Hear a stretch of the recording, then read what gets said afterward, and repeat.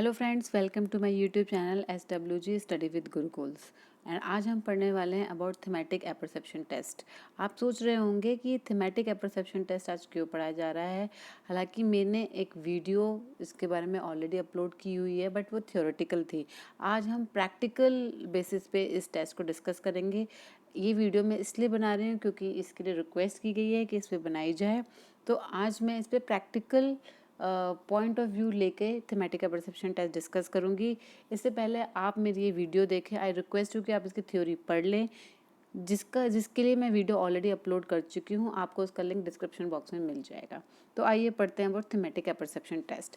Thematic perception test, जैसे कि आप जानते हैं कि इट्स ए प्रोजेक्टिव टेस्ट, जिसमें कि 31 कार्ड्स होते हैं एंड उसमें से मिनिमम 10 कार्ड सब्जेक्ट को दिए जाते हैं एंड उनके ऊपर उनको एक स्टोरी बनानी होती है, लिखनी होती है, बोलनी होती है। तो आइए पढ़ते हैं about the thematic perception test. Before हम इसके आगे और पढ़े तो लेट्स कुछ की नोट्स जान लेते हैं। की नोट्स क्या होता है, जो कि आपको बेटर अंडरस्टैंडिंग में हेल्प करेंगे।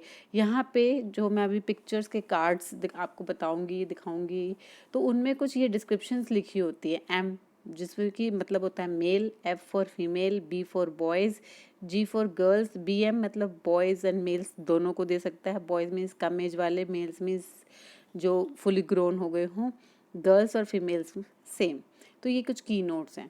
तो ये है अबाउट द कार्ड सीक्वेंस, कि कैसे कैसे हमें कार्ड जो है किस सीक्वेंस में देने होते हैं। This is for both mails and females के लिए ये डिफरेंट कार्ड्स हैं, जिसमें देख सकते हैं बी एंड एम जो कि बोथ बॉयज़ और मेल्स को दे सकते हैं, जी एफ जो कि बोथ गर्ल्स एंड फीमेल्स को दे सकते हैं, एंड सिमिलरली ये है। एंड वो मेल्स के लिए ये कार्ड सिर्फ मेल्स को दिए जाने चाहिए, दिए जाते हैं।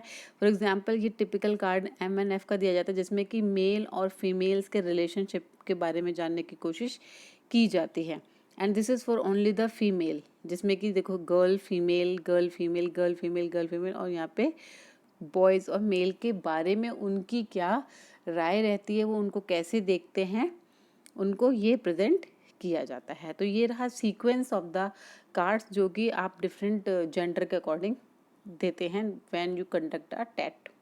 TET means thematic perception test. Now जब आप टेट करते हैं तो उससे पहले इंस्ट्रक्शंस दी जाती हैं। इंस्ट्रक्शंस लाइक बहुत बेसिक से इंस्ट्रक्शंस होते हैं जो आपको पता भी होंगे, बट फिर भी मैं एक छोटे से रिकैप में बता देती हूँ कि जब आप बैठे तो जो सब्जेक्ट है उसकी चेयर राइट बिसाइड हो एंड उसकी चेयर टर्न अवे हो, मतलब दूर हो आपसे, ऐसे कि आप उसे देख सके। Time should be measured for the moment when the first picture is presented and the next. वो टाइम जो इलैप्स होता है बीच में वन पिक्चर और दूसरी पिक्चर देने के बीच में, वो टाइम रिकॉर्ड होना चाहिए। And each picture should be shown one by one and subject should ask to depict a story from the picture in a card. उसमें क्या है, वन वन करके कार्ड देना है, उसको मैसी नहीं कर देना है। वन कार्ड दीजिए, उसको बोलो स्टोरी बताइए। एंड अगर 10 पिक्चर्स आप देते हैं तो इसको 50 to 60 मिनट्स लगने चाहिए। 50 मिनट का एवरेज टाइम रहता है। Now there are some compulsory conditions जो आप इंस्ट्रक्ट करेंगे उनको, कि एक स्टोरी क्रिएट करना कंपलसरी है एंड इस स्टोरी में भी कुछ पार्ट्स कंपलसरी है जो उनको बोलने चाहिए, कि उनको प्रेजेंट कंडीशन बतानी हो चाहिए कि जो कार्ड प्रेजेंट हुआ है उनको उसमें क्या हो रहा है, उसमें उनकी क्या थॉट्स और फीलिंग्स है कैरेक्टर की। जिस जो कार्ड उनको दिया है उसमें जो इंसान है या जो भी कैरेक्टर है उसके मन में क्या चल रहा है, उसके क्या भाव हैं, उसका डिस्क्रिप्शन उनको देना ज़रूरी है। एंड द प्रिसीडिंग इवेंट्स, मतलब उस एक जब स्टोरी बना रहे होते हैं तो उसमें आगे क्या इवेंट्स हो रहे हैं उसको कंक्लूड भी करना है एंड उसका फाइनल आउटकम भी बताना है कि वो पॉजिटिव है, नेगेटिव है क्या। तो इन सब कंडीशंस को इंस्ट्रक्ट करके ही आगे टेट किया जाता है। Now next is the recording. Recording is very important because unless and until आप रिकॉर्ड नहीं करते तो आपको एनालिसिस करने में दिक्कत हो सकती है, और दिक्कत होती भी है क्योंकि कोई कितना भी एक्सपीरियंस ना हो, बहुत सारी चीज़ें जो है स्लिप ऑफ हो जाती है। तो इनको रिकॉर्ड करना ज़रूरी है। रिकॉर्ड करने के लिए complete responses presented by the subject should be recorded, कुछ भी मिस नहीं होना चाहिए। और उसके साथ साथ आपको उनकी बिहेवियर को ऑब्जर्व करना चाहिए। बिहेवियर कैसे, स्टटरिंग, स्टटरिंग में जैसे लोग हकलाते हैं या उनकी आवाज़ में कोई टोन चेंज होती है, कुछ शब्दों को बहुत ज़्यादा तरीके से बयां करते हैं, कुछ को बहुत स्लो, और उनके हैंड पोस्चर्स देखने हैं कि वो ज़्यादा हाथ हिला रहे हैं, कम हिला रहे हैं, बिल्कुल नहीं हिला रहे हैं, ये सब ऑब्जर्व करना है। एक्सक्लेमेशंस का मतलब क्या है, कुछ वर्ड्स जो कि एक्सक्लेमेट करते हैं, जैसे wow life is so beautiful, या फिर कहे ओ लाइफ इज सो ड्रेडफुल। तो सच एक्सक्लेमेशंस अगर वो यूज़ करते हैं तो इनको नोट डाउन करना चाहिए, because it helps you as a psychologist to come to the interpretation and analysis. And practitioners should engage in questioning and inquiring to produce a continuous flow of the subject fantasy.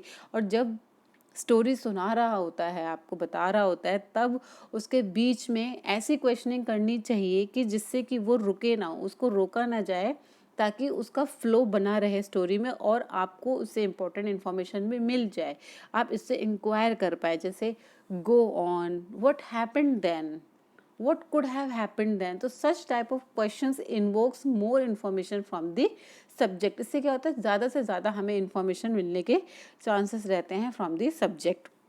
फिर the card should be administered in the sequence। तो ये सारे जो record करना बहुत ज़रूरी है administration के टाइम पे। नाउ स्कोरिंग जो बहुत इंपॉर्टेंट है, जिसके लिए मेरे को वीडियो रिक्वेस्ट की गई थी कि स्कोरिंग कैसे करते हैं।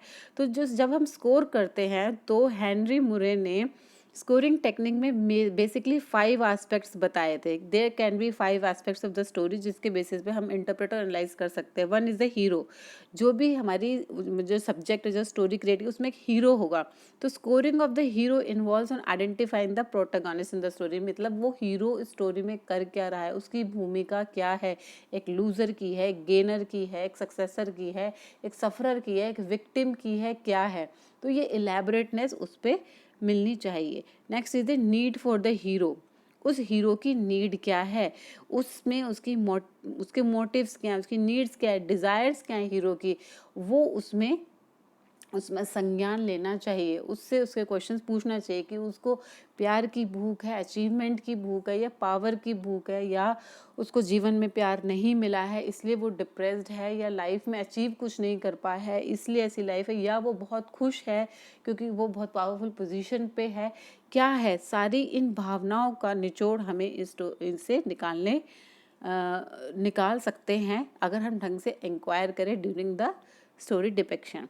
Next is the identify the presses. Now presses क्या होते हैं कि वो environmental factor that influence the needs and action of the heroes are regarded the presses. Presses मतलब प्रेशर, कुछ वो इन्वायरमेंटल फैक्टर जो कि जो हीरो है उसको इन्फ्लुएंस किया है बहुत सारे एक्शंस लेने के लिए, मतलब जिससे या तो वो बहुत प्रभावित हुआ है कि उसकी लाइफ डिटोरिएट हुई है या फिर बहुत अच्छी हुई है। उन सब प्रेसेस को आइडेंटिफाई करना होता है when you score। next is the scoring for the themes। now themes का यहाँ पे क्या मतलब है, यहाँ पे scoring of themes से वो हेनरी मुरे क्या कहना चाहते थे। he wanted to say कि it involves evaluating the nature of interplay, कि जो इंटरप्ले जो स्टोरी उन्होंने बनाई है उसका नेचर क्या है, खुश वाला है, डिप्रेसिव है, या मोटिवेटिंग है, या बहुत न्यूट्रल है, क्या है। And between the presses and the need, मतलब क्या प्रेशर्स हैं उनके और नीड्स क्या है, क्या वो अचीव कर पाए नहीं कर पाए। And emotions which are elicited by conflict, the way in which conflict is resolve. हमारे जो अंदर है मन में, हर इंसान के मन में कुछ कॉन्फ्लिक्ट्स चलते रहते हैं, एक अंतर द्वंद्व चलता रहता है कि हम वो अचीव करना चाहते थे बट हमें वो नहीं मिला। फॉर एग्जांपल कोई एक मेडिकल स्टूडेंट है, उसे डॉक्टर बनना था, नहीं बन पाया तो वो एक नर्स बन गई, बट उसके अंदर अभी भी वो द्वंद्व चलता रहता है कि मैं डॉक्टर नहीं बन पाई, नर्स बन पाई। चलो वो भी ठीक है, वो कॉन्फ्लिक्ट है, बट क्या वो कॉन्फ्लिक्ट रिजॉल्व कर पाई उसको। चलो ठीक है कि वो नर्स बन गई तो कोई बात नहीं, मैं उससे कमा तो पा रही हूँ। तो कुछ लोगों का ये रिजॉल्व हो जाता है कॉन्फ्लिक्ट, और कुछ लोगों का ये रिजॉल्व नहीं हो पाता है। तो इसमें इस चीज़ को जानने की कोशिश की जाती है। Next is the scoring for the outcome, like last में आउटकम क्या हुआ, जिसको आप कह सकते हैं कि स्टोरी क्या थी, हैप्पी एंडिंग थी कि सैड एंडिंग थी। जैसे कि एंड में हीरो हीरोइन मिल जाते हैं एंड आप बड़े हैप्पीली मूवी देख के चले जाते हैं खुश। तो ज़्यादातर ज़्यादातर नहीं, जो भी रहता है उसकी एंडिंग कैसी रही, हैप्पी रही, सैड रही, या वो कैसे उसको कंक्लूड करता है स्टोरी को, उसका आउटकम क्या देता है, या उस हीरो को जिसने उसने डिपिक्ट किया उसकी कुछ स्ट्रेंथ बताता है, क्या प्रेशर बताता है। This all should be assessed when the story is being concluded. तो इसकी स्कोरिंग भी करनी चाहिए। Scoring is done on the basis of the outcome for the themes, इन सब पे करना चाहिए। तो बेसिकली ये 5 पैरामीटर्स रहते हैं स्कोरिंग के लिए। नाउ फॉर एग्जांपल ये एक पिक्चर है जिसमें आप देख सकते हैं 2 वुमेन हैं एंड कुछ रिसर्च कर रही हैं, कुछ एक्सपेरिमेंट कर रही हैं। नाउ इसको कोई कैसे इंटरप्रेट कर सकता है, let's see on this thing. Before मैं आपको ये बताऊं कि जैसे कि मैंने अभी आपको बताया कि 5 पैरामीटर्स के बेसिस पे हम इसको नाप सकते हैं।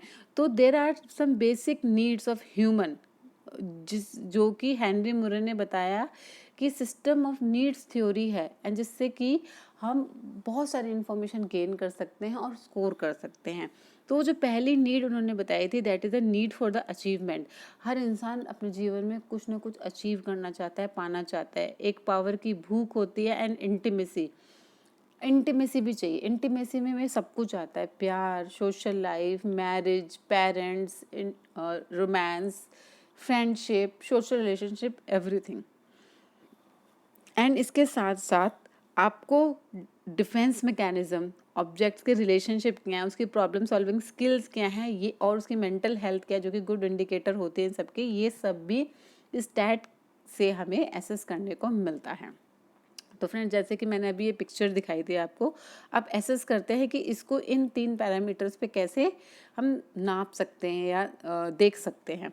जैसे फॉर एग्जांपल 3 मोटिव से मैंने बोला था। पहली बात मैं बता देना चाहूँ कि इनको एसेस करने के लिए the psychologist should be very much trend and certified, and उसके बाद उसको ये एसेस करे। तो पहला जो पैरामीटर बताया था अचीवमेंट, अगर देखो इस स्टोरी को, जो मैंने आपको पिक्चर दिखाई, कोई इसको कैसे मेंशन कर सकता है, कोई इसको, अगर उसको सक्सेस की भूख है, अचीवमेंट की भूख है, तो उसको कह सकता है कि यहाँ पे तो रिसर्चर वुमेन हैं जो कि अपने गोल्स के बारे में बात कर रहे हैं, they are discussing for the need for the achievements, and they are asking about a breakthrough research. मतलब वो एक ऐसा ब्रेक थ्रू रिसर्च के बारे में बात कर रही हैं, एंड अगर वो हो जाता है तो उनको फेम मिलेगा, प्राइज मिलेगा, रिकग्निशन मिलेगा।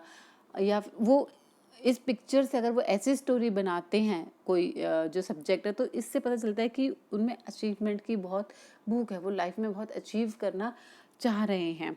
अगर इसके कुछ और बोल सकते हैं कि वो कोशिश कर रहे हैं बट उनको वो सक्सेस नहीं मिल रही है, वो उसके लिए बहुत ट्राई कर रहे हैं, तो इससे भी उनकी गोल्स के प्रति, उनकी लाइफ में सक्सेस के प्रति क्या राय है, इससे पता लगाया जा सकता है और स्कोर किया जा सकता है।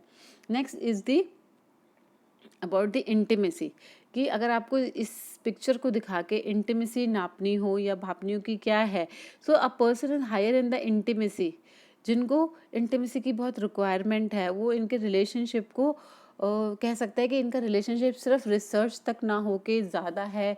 They are like friends, for example they are like good friends, जो कि पहले स्कूल में थे और अब जो है साथ में लेबॉर्ट्री में काम करते हैं, बट इनको ज़्यादा टाइम नहीं मिलता है साथ में स्पेंड करने के लिए।